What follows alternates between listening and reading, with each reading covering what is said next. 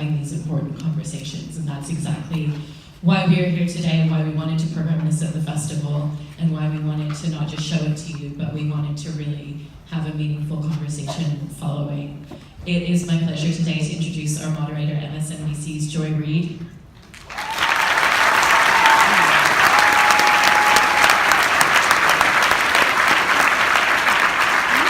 And it is my absolute honor and pleasure to introduce Trayvon's parents, Tracy Martin and Sabrina Fulton.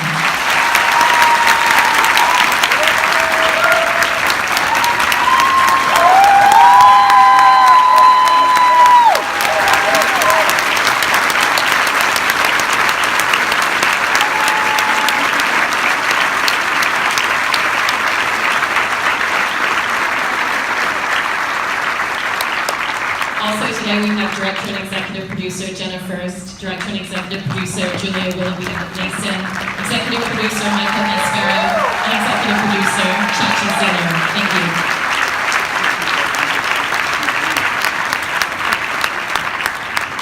All right, thank you. Thank you all. We'll be seated. That was tough. So I just want to remind you all, of course, that this is being live streamed, so you can feel free to tweet about it. I believe Tribeca 2018 might be the hashtag. We're going to have about 35 minutes of conversation where I'm going to ask the questions, and then we're going to leave some time, about 10 minutes, for you all to ask questions as well. So if you have questions, please feel free to let us know. So I'm going to start. with Tracy and Sabrina. There's a line in the film where Ben Crump says, "You can choose to grieve or you can choose to fight." And I want to ask both of you, at what point in this fight did you get the chance to grieve? And I'll start with you, Sabrina, and then Tracy. First of all, I want to say it's just an honor to get to this point where we are today. And it's been a long journey, but more on the lines of what Crump mentioned about fighting or grieving. We did both. There's no way that you can fight and not grieve when you lose a child. And so, although it was difficult, I think the grieving fueled the fight. Mm. As parents, you have to understand the magnitude of the sorrow, the hurt, the pain that you have, and so it wasn't a question of when we were going to grieve or when we were going to fight. We were going to do both. We were going to fight, and we'll pick our time to grieve, but for Trayvon Benjamin Martin to be gone, our fight had started February 26th, and it still continues to this day. And I do want to ask both of you, just how are you holding up? This is so hard. It's so hard, just outside of your family to watch. I'm emotional just talking to you. What has been the process been like of coming back to this story? It's been very difficult, but it's a story, a tragedy that's worth telling. Because it happened with Emmett Till, nobody was held accountable, and it continues to happen today. And so we want to make sure that people remember not only Trayvon, but all the Trayvon Martins and all the young men and women that he represents, all the senseless gun violence that continues to plague our nation today. So even though this happened to Trayvon 6 years ago, it happened to Emmett Till over 50 years ago, we have to be mindful that things need to change. The gun culture needs to change. Mental illness needs to change. And also the hatred that goes on in this country needs to change. And so we want to make sure that we are part of that change. So if it meant us opening our lives up, and it's not easy, I think that it's important. It's important for people to realize that it took courage to do this. It took strength to do this. This is nothing that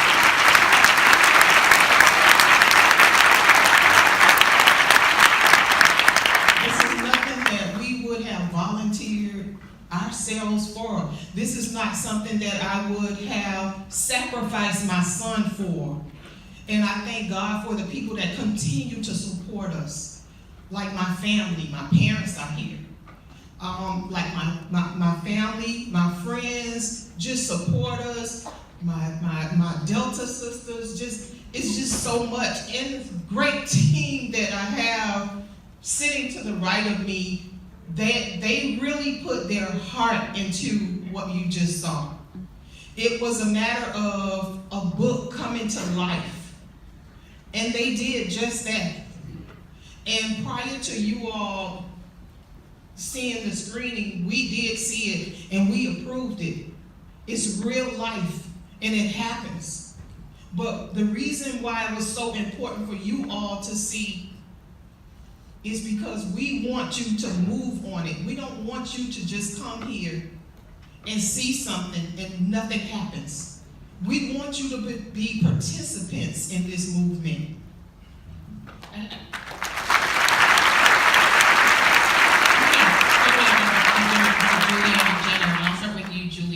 Sabrina mentioned Emmett Till.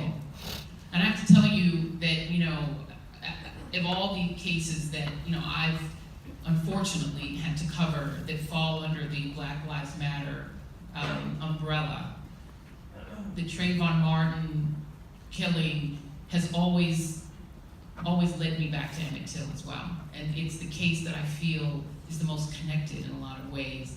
Because we're not talking about a police officer killing an unarmed child. We're talking about a civilian doing it, and doing it under the color of the same kind of law. Cop that kills a black person, it can be anybody, and Trayvon Martin's story and Emmett Till show this. And Jenna, how do you then tell a story that is about, at the end of the day, white supremacist violence, is about gun culture, is about all of these subjects that put up so many roadblocks for so many Americans to confront. Americans don't want to confront it.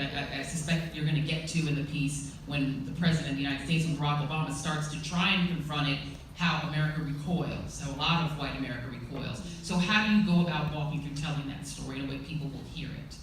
Well, I think that, since the beginning of this country, white people have been given a degree of privilege. It's what the whole country was formed around, a sense of white supremacy. And that even if you have white Americans who are disenfranchised or impoverished, they still have more privilege and they're still afforded more than the people of color among us, especially black Americans. So I think that there's a degree of fragility. There's a fragility in white Americans that, like you said, when they're faced with this reality, they recoil, they run, they hide, they deny. And I think that in order to move forward and have this be the next chapter of our great democracy, we can't recoil and we can't hide anymore. We need to face this, and white Americans need to forego their privilege and get out of their comfort zone and have a real conversation about racism.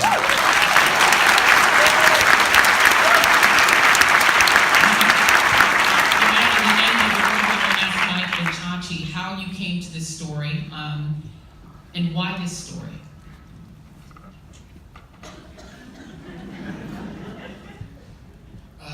So we had this group had done a project called Time and Clean brought us to work together. And I work for the Paramount Network. I have an awesome support team there. Kevin Kay, the president of the network, and I had a meeting with Sean Carter, and we talked about doing this project. AKA Jay-Z, for those in the not in the know. And it was, essentially no-brainer. It was such an important story, a big story that we need. There was never any trepidation at all. We just kind of jumped into it. Chachi's being gracious, but the truth is that we made time, and there was another studio involved, and Chachi fought for us to do this story, and he, after the work we did for a year at a time, he's like, we want these guys to make the Trayvon story. And what did you learn? What sort of revelations for each of you? What did you learn from doing the story? I think that, it's a nightmare in slow motion when you begin to look at the laws that were written, that the Stand Your Ground law and is so radical that it has rewritten the definition of murder and self-defense in this country. And I think there was a misconception that it wasn't part of this story because the killer didn't cite it in his pretrial motions or in court. The reality is Stand Your Ground had everything to do with this story because law enforcement was liable if they arrested him and he claimed Stand Your Ground. The prosecutor was liable if he prosecuted him and he had a successful claim of Stand Your Ground. There was even liability against the family had they come after him for civil recourse. It is the most disgusting law and the most morally reprehensible piece of legislation that one could ever imagine. Yet everybody just rubber stamped it because the NRA approved it. And so we need to ask ourselves, how can we find this at all appropriate or acceptable? And there's a midterm election in November, and everybody can take it to the polls and vote with Stand Up.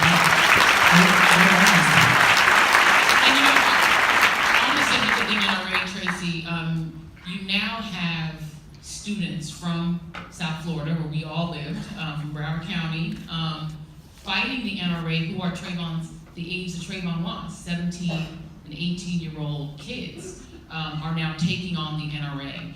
Do you see, just in Florida, a difference in people's attitude toward changing these laws? Because I remember the question of changing Stand Your Ground came up in Trayvon's case. I see a change now. And when I say now, is because of the incident that happened in Parkland. But we've been talking about getting these laws changed since 2004. The difference is that the Parkland incident hit rural America. It hit the heart of America. Trayvon Martin wasn't the heart of America. Trayvon Martin is categorized as the ghetto. And so when this took action outside the ghetto, now America is awakened. Now everybody wants to do something about it. We've been trying to get America to do something about this for years. Because the reality is, maybe only because I lived in South Florida, Trayvon Martin was the ultimate suburban kid.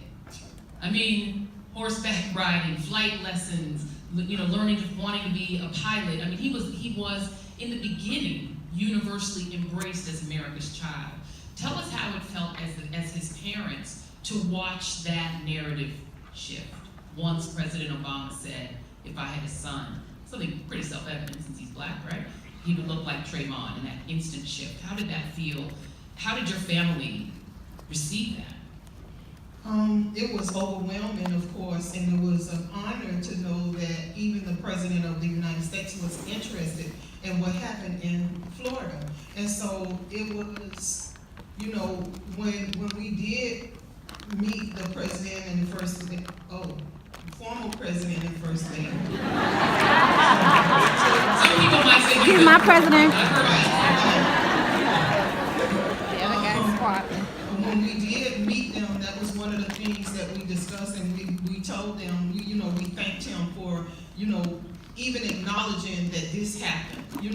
So often people pretend like things have not happened, and they don't want to do anything about it. But it was important that he said something, and then he created the My Brother's Keeper movement initiative, and that's why things started rolling. And I think not only him, even with Jay-Z was a part of supporting the foundation before the book, before the documentary. And so I just want to say that he was a supporter of the foundation prior to those things occurring because he's a father. Yeah, and this is the foundation that was created in Trayvon's name. It's a lot of work in anti-violence. Julia, let's talk about the police for a minute. How much access did you get to talk to them? I saw that you did speak with some of the officers. Were they reluctant to talk? So the Sanford Police Department actually was very welcoming. They wanted to get the story straight, that they were on the right side of the law. They have a new chief who's African American. They have a very, very strong PR message right now. So I think that it worked in our favor to be able to film with them, but we got to see that it wasn't exactly the Sanford Police Department that had the major handcuffs on themselves in finding justice here, but it was up top on a state level, and then also to an NRA level. So, we're going to talk about the NRA. We're going to get to them in just a moment. But General, I want to go to that next sort of rung in the ladder of a lack of accountability, let's say, and that would be the prosecutors. I can recall just covering this case, how, let's say, aggressive the prosecutor, Angela Corey, was in her own self-defense on everything she did. How much access did you get to talk to Angela Corey? So Angela Corey did decline to be a part of the project, which is no surprise, but we spoke to Richard Manti, who was on her team. Bernie De La Ronda declined to be part of it, and John Guy is now a judge, so he can't speak on it. But I think viewers are really going to get to tune in and see just how effed up this whole thing was. I mean, it was really a travesty, especially for Tracy and Sabrina. But we have to examine this. You know, how is the law, which is written by white property owners, a constitution where an African American was 3/5 of a human being, how have we thought that we have come so far that the law is going to now defend a black family who's been robbed of their child? And I think what you had in this story was the state attorney's office in Seminole County had no gall and no passion for this case, and would rather let the dice roll on stand your ground and defend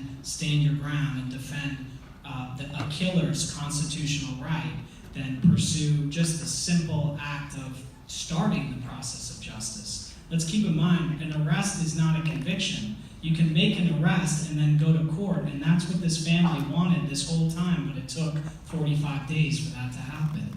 And the only reason it happened was because America spoke up, because that prosecutor in Seminole County was not going to do it. But you have to understand the treachery at play, because when Rick Scott assigns a prosecutor, he doesn't go down to Miami or the community that Trayvon Martin is from. He doesn't find a passionate prosecutor of color who will understand the dynamics of race in this case. He goes to Jacksonville and appoints Angela Corey, who's best known for prosecuting black children and had sending many of them to jail for a long time. She was famous for sending Christian Hernandez, who was 12 years old, charging him as an adult for murder. So we need to look at Rick Scott's decision. Two conservative Republicans with support of the NRA, it's in their best interest to make sure that this, the PR message is correct. But if you look at who's appointed to fight this case in the end, it's a total inside job.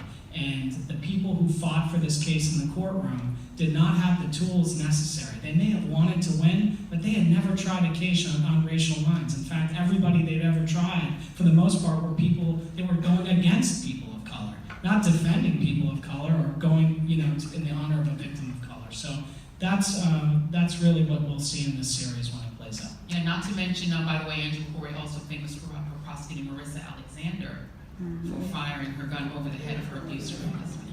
That's Angela Corey's other famous case. So she's got a lot of interesting cases. Let's talk about the NRA. Julie, were you able to get the NRA to talk? Did you get to talk to the permanent governor of Florida, Marion Hammer?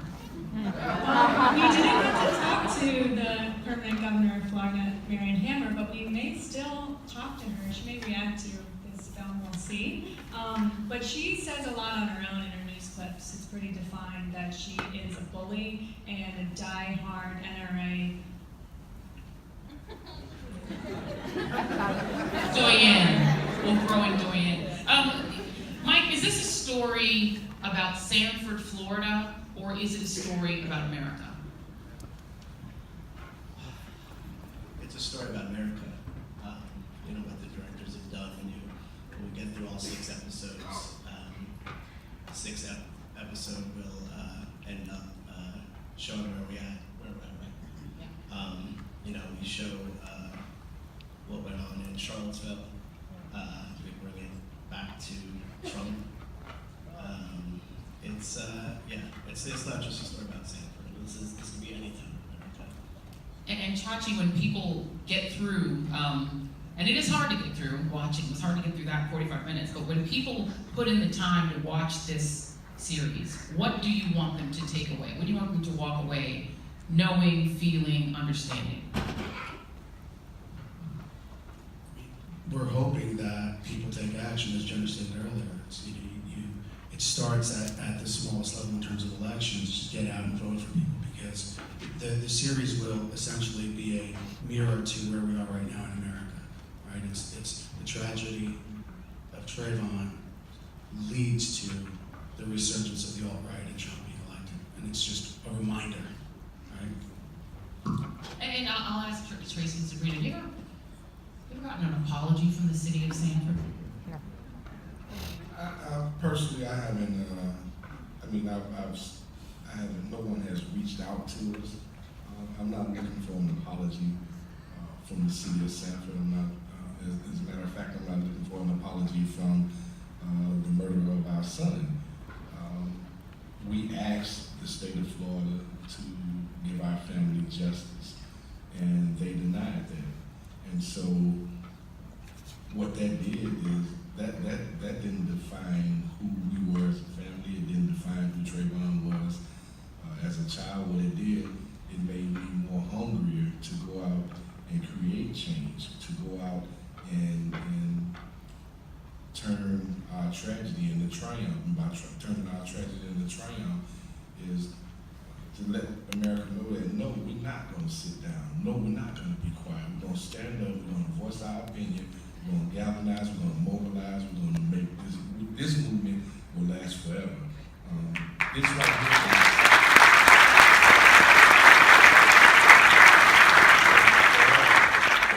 This will never go away. This will always be here. And to those that this project may feel uncomfortable, many gonna feel uncomfortable watching this film because it's the truth. Many will feel uncomfortable, but just as they feel uncomfortable watching this film, we feel uncomfortable every single day knowing that our child. So Sabrina, there were so many things that came from the tragic loss of your son. Conversations, the reminder of the talk that people have to have normally about police officers, not civilians who act like police officers. But also the notion of how we want to be visualized if we die. You're wearing this t-shirt, both of you are, and your supporters are in the audience. If you're some of your Delta sisters in the audience, they're all wearing this t-shirt with this, what has become a real iconic image of your son. And he is iconic in just visual, without even saying his name, or even just his first name, everyone knows it. How did you go through the process of choosing the image that would be your son's image? I know this became an issue in the newsroom, of that image is iconic. Is that image inflammatory because it is black and white, and he's this beautiful kid, and he has on the hoodie, which became the symbol of his murder? How did you go about the process, if you can, of choosing that photo? I want to say first that I didn't like the hoodie. He wore it all the time. I mean, we live in South Florida, and he would have the hoodie on, and I'm like, why do you have that hoodie on? But it's fashion for the young people. So when I go to college or university and I speak, they have on hoodies. And it's not just African Americans, Anderson Cooper mentioned that he wears a hoodie, just so many people. And then sometimes I sit in the airport and I just look at people passing by, and it's our black, white, Hispanics, everybody. Mark Zuckerberg. Yeah, everybody wears a hoodie, and so I couldn't understand, but it's fashion. I have a hoodie. It's fashion, and I used to complain about the hoodie, and then America showed Trayvon with the hoodie, but that wasn't my favorite picture of him. My favorite picture of him was him on his birthday, and I believe it was a burgundy shirt he had on with white letters. That's my favorite picture of him smiling and just being who he was, you know. The hoodie also represents him because he loved these hoodies, you know, and a lot of young people do. But I think America created that image of Trayvon with the hoodie. I mean, and we just accepted it. I mean, I look at the picture and I can't do anything but smile, because not only does it remind me of Trayvon, it reminds me of my son Javaris as well. He's here. Where are you? I'm missing a son.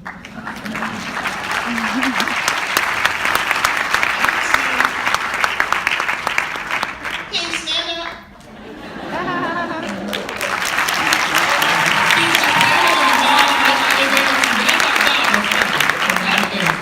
Yeah, and so it reminds me of both my boys. It reminds me that I do have something to fight for. Not only Javaris, not only Trayvon, but all the Trayvon Martins that you know about and the ones that you don't know about. It's important that we remember what happened. And this is for John and Julia. You made a lot of choices in this film that are not what people typically do, particularly in my business. You showed the body. You showed the unpleasant pictures too. Talk about that choice. Well, we actually chose not to show a lot of the images that were shown in the courtroom and that Tracy and Sabrina had to sit through, because there was no need to see those again. And we chose stylistically to only allow that yellow sort of tarp to be sort of as far as we would go, although there is one moment where the officer is describing something and you see it. It's very hard, but we can't look away. This happened, and America has to be able to truly digest how horrible and tragic it was without it being gratuitous. You know, we're not trying to make it a piece of entertainment, but it needs to be a teaching moment. We need to understand what happened to these two incredible human beings on the stage today. They had their son stolen from them, and it wasn't pretty. And what happened afterwards wasn't pretty either. And so we had to make choices following our own moral compass as to how far we would go, and then what we would leave out. And it's always a tough decision to make, but there's a reason for all of them. Actually, my brother's wife, Patricia Jones, she was a lawyer at the time. She actually went to Florida State with Attorney Crump, so she knew him through being in Tallahassee. And so when I called home and told my brother that our son had been killed and that they weren't going to arrest the assailant of our son, he told me to give Patricia a call. I called her, and she said she'll call back, and she was going to reach out to a friend of hers, and she ended up reaching out to Attorney Crump. And when Attorney Crump, Parks and Crump first, when I first talked to him, I kept telling him that, man, they're not going to arrest this guy. My son just had Skittles and ice on his way from the store.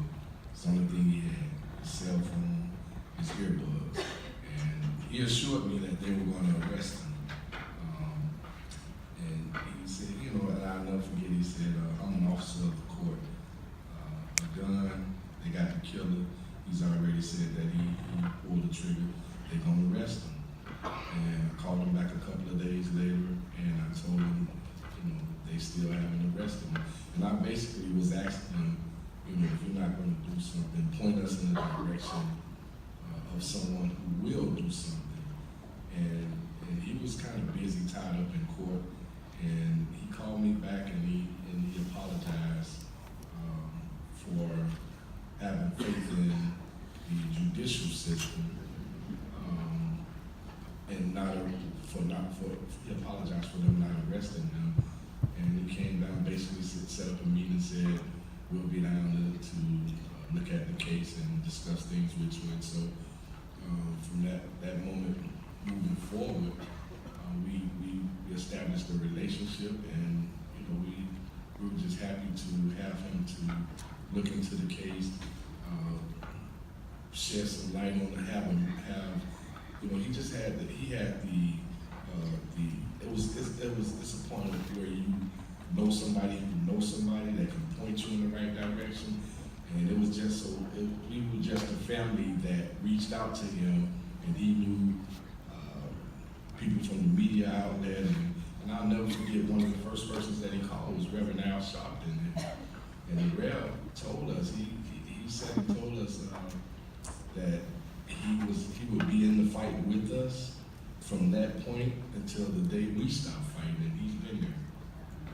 And Sabrina, I know Gwen Carr is here to support you, who of course lost her child, Eric Garner, and died at the hands of police violence, and recently her granddaughter Erica. And I remember in previous interviews that I've done with the two of you and that you've done with other journalists, you've both talked about being in this, you've got your sorority pin on, but being this sorority that you don't want to be in, this fraternity that you didn't choose to be in. We talk about the mothers of the movement. Many of you who spoke so movingly during the campaign, even at the Democratic Convention, these mothers that all band together, and these fathers who all band together. Can you just briefly talk about that unfortunate sisterhood, but how you all have come together to really support each other? And where is Gwen Carr? Is she? She's right here. Yeah, she is. If she can stand up for just a moment. This is Eric Garner's mother.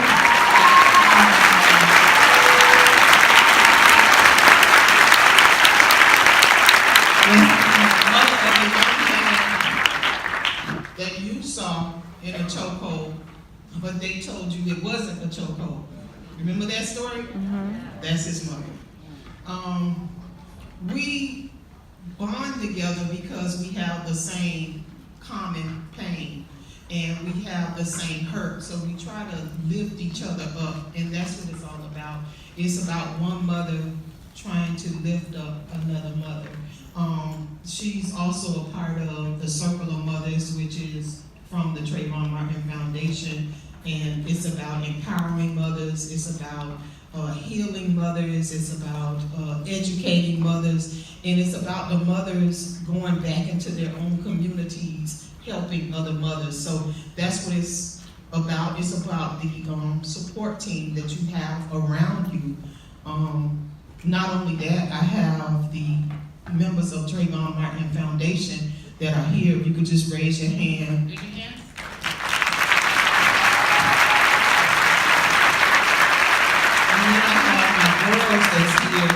As you know, you have to have your girls that you vent to, that you scream at the TV with, that you throw things with, that they tell you, okay, that's enough drinks and all of that. I got my girls here.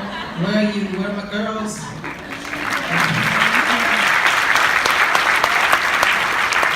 And yes, my sorority sisters are here. Where you at? Deltas are here. And then my family is here, and so this made it a little bit easier. I don't know what I'm gonna do when I go to the next city and have to do this again. With my family, it's just so important to have this good family and friends that are here, and I don't know what I'm gonna do when I go to my next city. So if all of you guys could just come with me to my next city, it probably will make it a little easier for me. But it's about the support team, and I don't believe I would have made it through without them and without God and without knowing that it was God's grace and mercy that kept me and continued to work in my life, because I could have been a basket case. We could have lost Trayvon and Sabrina too, and I could be just literally walking around in a state of depression. But I thank God He had another purpose for my life. He had another purpose for Tracy's life. We are at the point where it is your turn to ask questions of these filmmakers, these executive producers. I think, Jenna, you had a comment before we go to that? Yeah, I just wanted to make some acknowledgments before we move on. Our partner's not up here, but Nick Sandow, can you, executive producer, been on the project since the beginning. And also, made Khalid Browder with us and went on a long journey with us. There just wasn't enough chairs. And everyone who made this film? Can you please stand up so people can see you? If you did anything on this film, can you please stand up? Look at all these people. Look at all these people. It's a team effort. And we are so grateful for every one of you and the incredible contributions you made to make this possible. It is definitely not just the people on the stage tonight, and we acknowledge all of you. Thank you. All right, there are folks walking around with microphones, so if you just raise your hand really high, there's a question right here. Set of people that want to fight and drink and go out and just have a good time. When, you know, we as people need to start shifting that narrative. We need to make them think otherwise. No, this isn't us. People love watching those shows. They get great ratings. I'm not a fan of them. I refuse to watch them because that's not I can tell you that just from covering this story, interviewing you guys, learning about your family, you raised a hell of a boy. He was a wonderful kid, and I think we all share.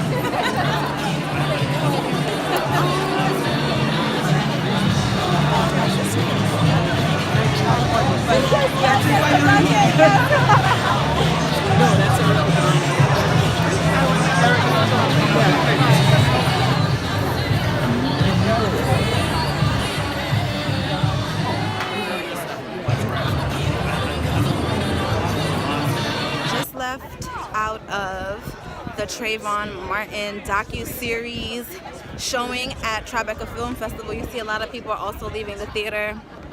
I'm gonna put up a full video when I get home, but it is a piece to see. You're gonna feel uncomfortable. You're going to be upset, angry, and honestly, if you're not, there's something wrong. But they were able to get police footage that we haven't seen before. They locked in a lot of interviews with prosecutors that we hadn't heard from, or at least not in this way. And I think everyone is gonna want to see this. Everyone's gonna want to take part. Everyone's gonna want to move to change, to invoke change, to be the change. So again, I am leaving Tribeca Film Festival. I thought Jay-Z was gonna be there. Of course not, he's not allowed to be there. Bay's at Coachella, Jay's at Coachella. Y'all gotta go see. So, I will talk to you on the flip side.